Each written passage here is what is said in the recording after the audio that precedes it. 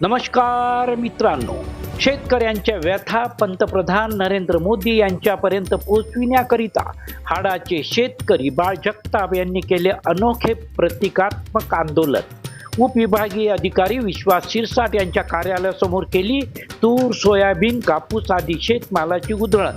त्यांच्या माध्यमातून पाठविले निवेदन। एकीकडे कारखानदारांच्या मालाचे भाव दुप्पट तिप्पट होत आहे, आरोग्याकरता लागणाऱ्या औषधांचे भाव दिवसागणिक वाढत आहे, मात्र दुसरीकडे देशातील नागरिकांची भूक भागविण्याकरता ऊन पाऊस वारा याची तमा न बाळगता रात्रंदिवस परिश्रम घेऊन धान्य पिकविणाऱ्या शेतकऱ्यांच्या मालाचे भाव पाळल्या जात आहेत।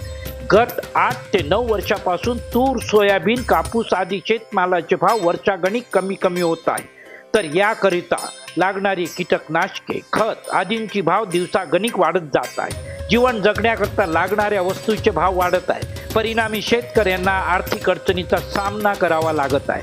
निराशेपोटी शेतकऱ्यांच्या मुलांनी शेतीविषयीची आस्था संपल्याचे विदारक चित्र पुढे येत आहे। मी रोजमजुरी करेल, दारू व्यवसाय करेल, मात्र नको रे बाबा ती शेती, असं म्हणण्याची पाळी शेतकऱ्यांवर आली आहे।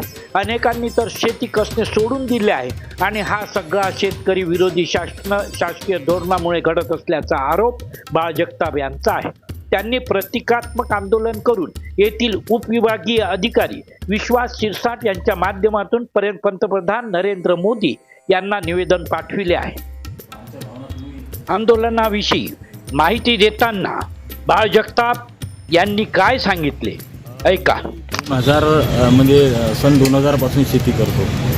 सोयाबीनला शेती जेव्हा सुरू केली तेव्हा 700 रुपये भाव होता, तर तो 2014 पर्यंत 700 रुपयाचा भाव 3600 रुपयापर्यंत आला। 15 वर्षात 3600 रुपये झाले, त्याचे 5-7 पट भाव वाढले होते।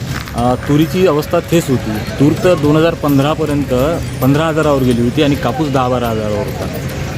प्रश्न असा आहे का ह्या 10-12 वर्षामध्ये सोयाबीन 2014मध्ये 3600 होतं, आज 3800 रुपये मार्केटमध्ये आहे।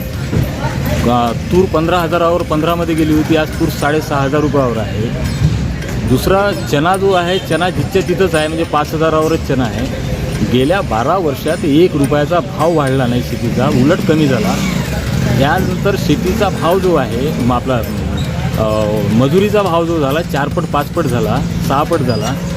औषधाचा भाव 4-5 पट वाढला।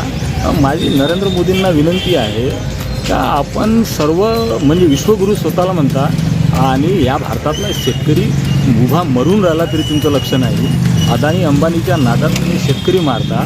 दुसरी गोष्ट म्हणजे आम्ही इथं आज तूर आणि सोयाबीन फेकलं ते याच्यासाठी तर नरेंद्र मोदी साहेब, शेतकरी आता रस्त्यावर उतरला तर तुमची सोय लागणार नाही, एवढं या निमित्तानं सांगतो।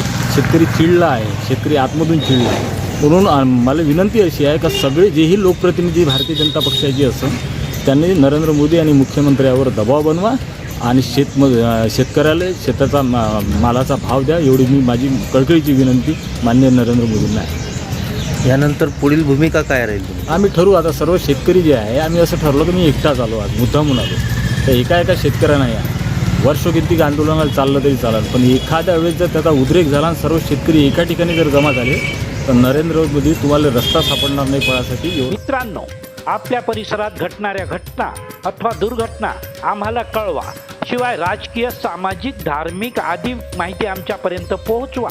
त्याला योग्य न्याय मिळवून देण्याकरता प्रयत्न केला जाईल, कुणाचीही गय केल्या जाणार नाही।